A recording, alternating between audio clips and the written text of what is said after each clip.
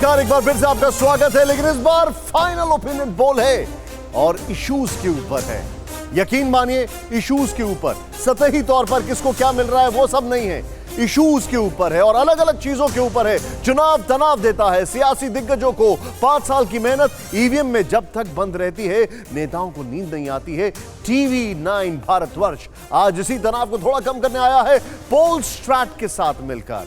नमस्कार, मैं हूं निशान चतुर्वेदी। पश्चिम बंगाल और असम, 2 राज्यों में 27 मार्च को पहले चरण की वोटिंग होनी है। बंगाल में 8 और असम में 3 चरणों में मतदान होने हैं। बीजेपी ने भद्रलोक में भगवा लहराने की कसम खाई है। वहीं ममता बनर्जी बीजेपी को बंगाल से पूरी तरह उखाड़ने की जिद पर अड़ी हैं। मगर किसके दावे में दम है? बंगाल किसे चुनेगा? असम में किसका सिक्का चलेगा? इन्हीं जवाबों के लिए टीवी 9 भारतवर्ष पोलस्ट्रैट के साथ मिलकर लाया है अपना दूसरा ओपिनियन पोल। हम आपको बता दें कि इससे पहले 19 मार्च को टीवी 9 भारतवर्ष और पोलस्ट्रैट का पहला ओपिनियन पोल सामने आया था।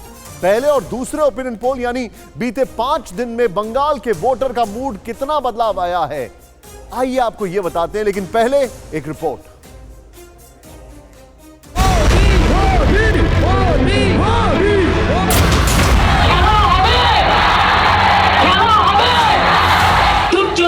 চাইনা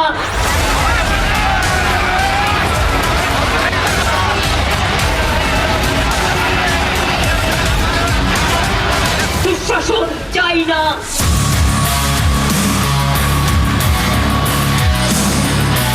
মির্জাফর চাইনা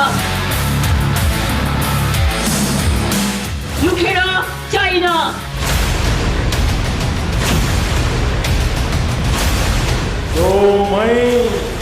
दीदी जाच्छे 72 घंटे से भी कम का इंतजार है जब वोट के मैदान में नेताओं की जीत और हार तय करने के लिए जनता आएगी, वोट डालेगी और फिर दिग्गजों की हार जीत की उम्मीदें ईवीएम में कैद हो जाएंगी। 2 मई को जब ईवीएम खुलेगी तो जनता का फैसला सबके सामने होगा। ऐसे में सवाल है कि ममता के दुर्योधन कहने या फिर दीदी को भ्रष्टाचारी बताने से किसे फायदा होगा और किसे नुकसान। लोकसभा में टीएमसी हाफ और इस बार पूरी साफ। 2 मई दीदी जाच्छे। पश्चिम बंगाल और असम में 27 मार्च को पहले चरण की वोटिंग होगी। प्रचार का शोर गुरुवार शाम थम जाएगा। बीजेपी ने पूरब की परीक्षा में फर्स्ट डिवीजन लाने के लिए अपनी तरकश से सारे तीर निकाल दिए हैं। अब ऐसे में सवाल है कि क्या मोदी का करिश्मा पश्चिम बंगाल में बीजेपी को जीत दिला पाएगा? पश्चिम बंगाल और असम के मतदाता के मन में क्या है? क्या बंगाल में सत्ता परिवर्तन होगा या असम की कुर्सी बदलेगी?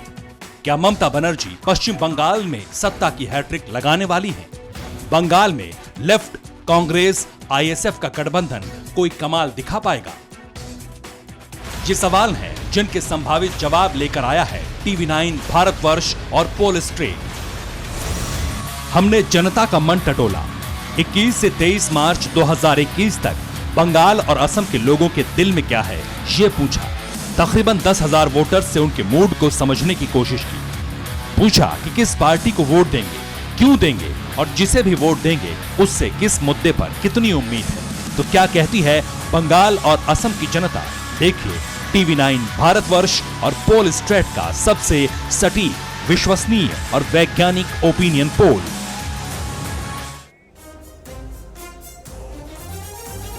तो ओपिनियन पोल हम शुरू करने जा रहे हैं। आपको बता दें हमारे साथ कैलाश विजयवर्गीय जी, नेशनल जनरल सेक्रेटरी बीजेपी के सेंट्रल ऑब्जर्वर वेस्ट बंगाल, हमारे साथ जुड़ चुके हैं।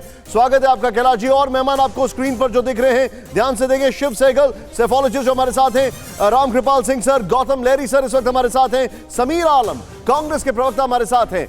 आप सभी का स्वागत है। मैं आपके सामने हमारे इस ओपिनियन पोल के पहले 2 सवाल लेकर आ रहा हूं। आइए सीधे चलते हैं तेजी से। पहला जो 2 सवाल है, ये देखें यहां पर जो हमारा पहला 2 सवाल है, आपको यहां पर स्क्रीन पर दिखा रहे हैं। पहला सवाल इस वक्त आपकी स्क्रीन पर यह है।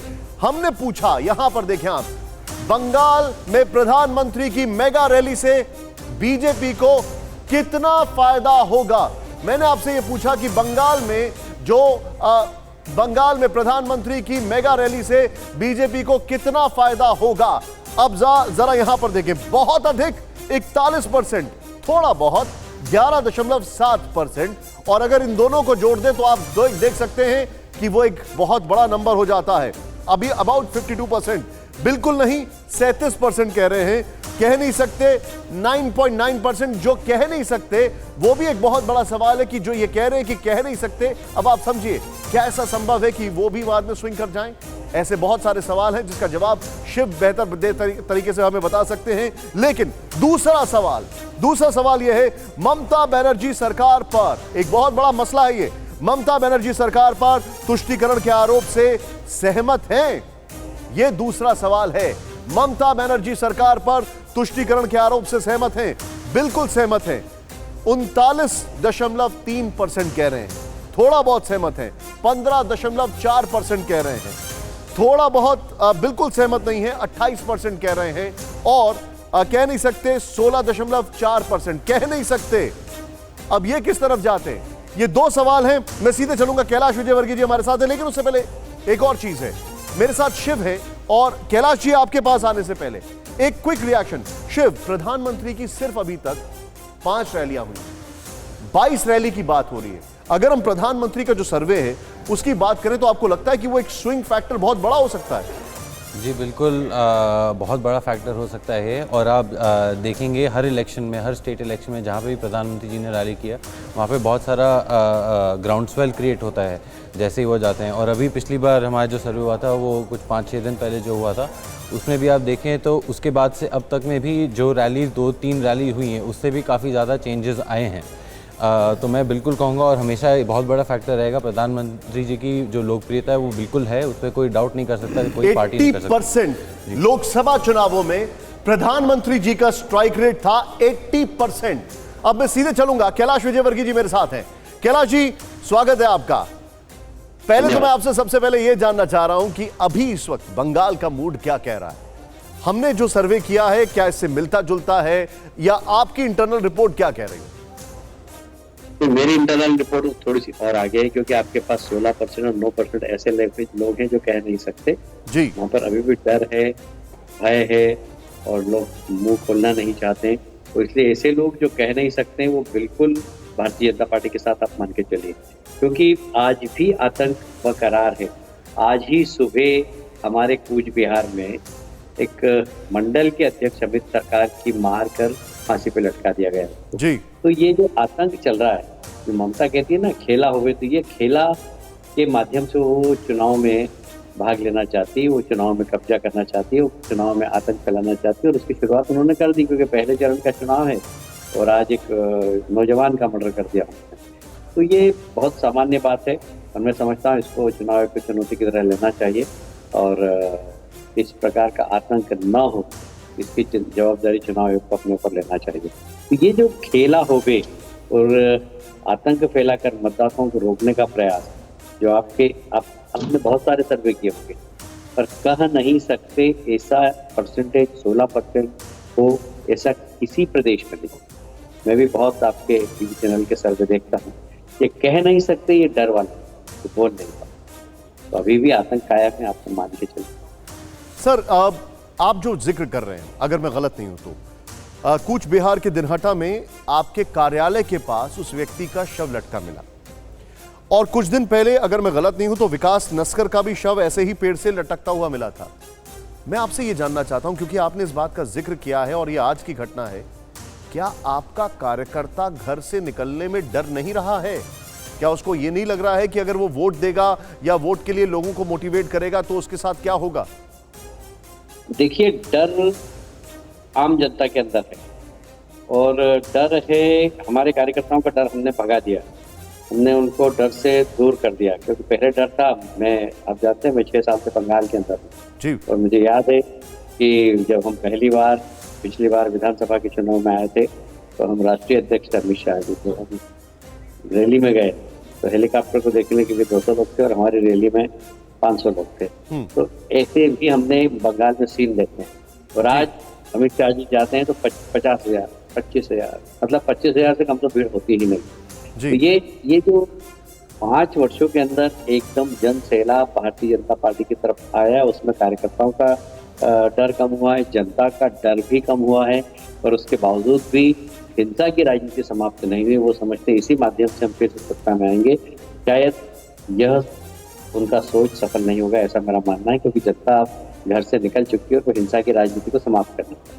जी सर, एक बहुत संक्षेप में एक सवाल और आपसे मैं पूछूंगा, उसके बाद हमारे ओपिनियन पोल के बाकी 2 सवाल आ चुके हैं और बाकी मेहमानों के पास भी मैं आ रहा हूं, सभी स्क्रीन पर दिखाई दे रहे हैं।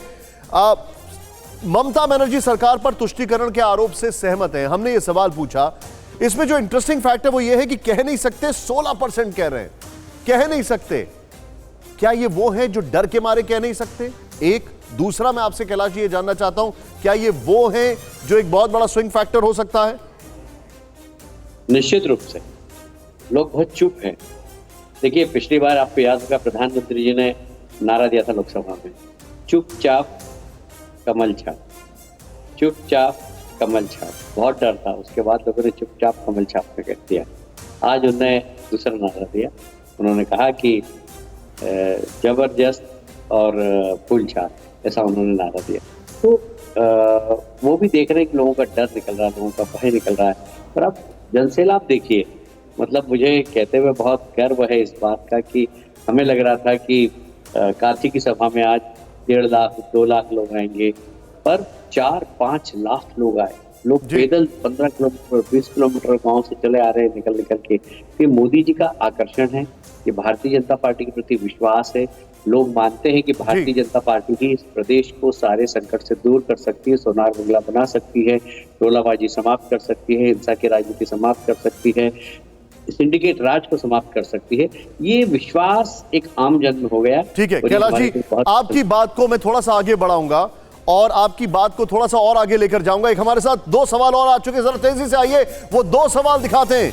कांग्रेस लेफ्ट अब्बास सिद्दीकी का गठजोड़ टीएमसी को नुकसान पहुंचाएगा, ये हमने सवाल पूछा अपने ओपिनियन पोल में और इसका जवाब जो है आइए आपको दिखाते हैं। बहुत अधिक 31% ने कहा, थोड़ा बहुत 21% यानी 52% कह रहे हैं, लगभग 52%। हाँ बिल्कुल नहीं 28% कह रहे हैं और कह नहीं सकते 18%। अब ये बड़ा इंटरेस्टिंग है, कह नहीं सकते। ये मैं सवाल हमारे जो कांग्रेस के नेता उनसे मैं जानूंगा, लेकिन आगे बढ़े।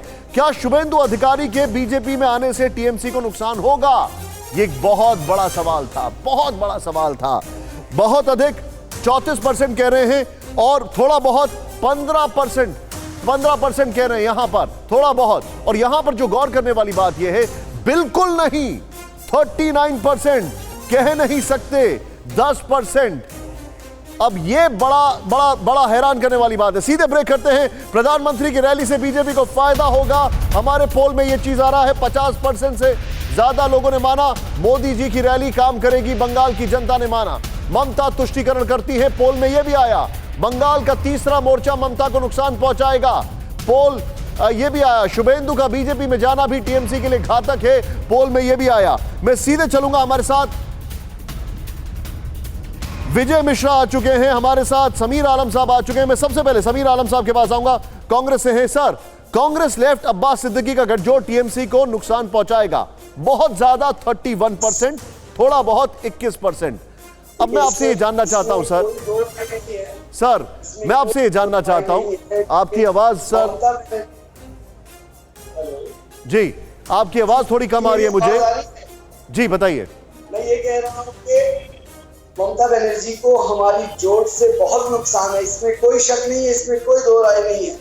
मगर ये भी कहूंगा कि प्रधानमंत्री के जो ब्रिगेड रैली हुई थी वो फ्लॉप हो गई थी और हर दिन हम देख रहे हैं बीजेपी के बड़े बड़े नेता आ रहे हैं और उनके रैली में भीड़ नहीं हो रही है। अभी योगी जी आए थे, 3 से 4 हजार लोग थे। एक सीएम आता है, 3 से 4 हजार लोग जमा होते हैं, तो मतलब बीजेपी आज बंगाल में कहां से कहां पहुंच गई है।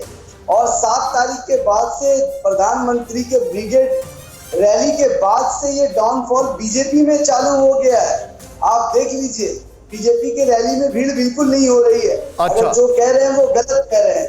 आप योगी जी की रैली दिखा दीजिए, खुद प्रधानमंत्री ने जो रैली की थी, हमारा जो रैली 28 तारीख को जो था वो ऐतिहासिक रैली था, 10 से 12 लाख लोग थे। अब प्रधानमंत्री जब लेकिन देखिए, मैं आपसे एक चीज जानना चाहूंगा, मुझे एक चीज बताइए। ठीक है, पॉइंट टेकन। लेकिन मुझे एक बात बताइए, अब्बास सिद्दीकी और कांग्रेस का जो खटपट है, क्या इसका थोड़ा असर नहीं पड़ेगा आपके अलायंस पर? देखिए खटपट कुछ नहीं, ये एक मनगढ़ंत कहानी है। अधीर रंजन चौधरी ने उसी दिन प्रेस कॉन्फ्रेंस करके क्लियर किया कि हमें अब्बास सिद्दीकी से और आईएसएफ से कोई प्रॉब्लम नहीं है। और आपने जो बार बार आपने भी सारी मीडिया ने दिखाया, जब अब्बास सिद्दीकी स्टेज पर आ रहे थे, अधीर रंजन चौधरी ने खुद कहा कि एक पार्टी का नेता आ रहा है, मैंने उनको सम्मान दिया क्योंकि उनके कार्यकर्ता उत्साह में थे, जोश में थे, तो मैं थोड़ी देर के लिए रुका। ये तो कांग्रेस की आदत है कि जब जोश में है तो जोश धर्म का सम्मान करें, इसमें बुराई क्या है? हमारी कोई खटपट नहीं है, बहुत अच्छे से चल रही है, इसमें खटपट की क्या बात? ठीक है, ठीक है, ठीक है, पॉइंट टेकन। मेरे साथ टीएमसी के विजय मिश्रा आ चुके हैं और मैं चाहूंगा जरा वो वाला सवाल दिखाएं। विजय जी, क्या शुभेंदु अधिकारी के बीजेपी में आने से टीएमसी को नुकसान होगा? 34% कह रहे हैं हाँ, 34, 34.5%, थोड़ा बहुत 15%। अगर इन दोनों को जोड़ दें तो लगभग 49% कह रहे हैं और कह नहीं सकते 10% कह रहे हैं। बहुत बड़ा नंबर है और बिल्कुल नहीं 39%। शुभेंदु अधिकारी फैक्टर कितना बड़ा फैक्टर है ये आपको, और अब लोगों की बात तो ये है कि उसी की वजह से आप एक सिंपैथी वेव क्रिएट करने की कोशिश कर रहे हैं। मेरा जो अनुमान और वास्तविकता जो पटल पे दिख रही है, अधिकारी जी 1 लाख से ज्यादा वोट से हार रहे हैं, यही वास्तविकता है। और 2 तारीख को सब पूरे देश और पूरा सर, ये वास्तविकता में क्या रिसर्च लगाई कि आपने इतना एकदम सटीक नंबर बता दिया? अनुमान जो है, मैं और एक बात आपको बता रहा हूँ कि हम लोगों ने, हमारी सरकार ने जो वादे किए थे उस वादों को हम लोगों ने पूरा किया है, इसलिए हम पूरा कॉन्फिडेंस के साथ है। हमें पूर्ण विश्वास है कि जनता जो है पुनः तीसरी बार तृणमूल कांग्रेस की सरकार बनाएगी और यह तय कर चुकी है। और कुछ जो अनुमान जो दिखाए जा रहे हैं, आप इसको अदरवाइज मत लीजिएगा, अनुमान से कहीं ना कहीं मैं सहमत नहीं हुआ, आप इसको अदरवाइज ना लें। क्योंकि कुछ जो है, देखिए एक बात आपको बता रहे हैं, इसके पहले 2011 में एक टीवी एक ओपिनियन पोल का राय सर, आप जो देखिए, आप जो 1 लाख की बात कर रहे हैं, मैंने तुरंत यहां पर देखा, शुभेंदु अधिकारी को पिछली बार 1,34,000 वोट मिले थे, सीपीआई को 53,000 मिले थे, बीजेपी को 10,000 मिले थे, और आप कह रहे हैं इस बार वो 1 लाख से ही हार रहे हैं।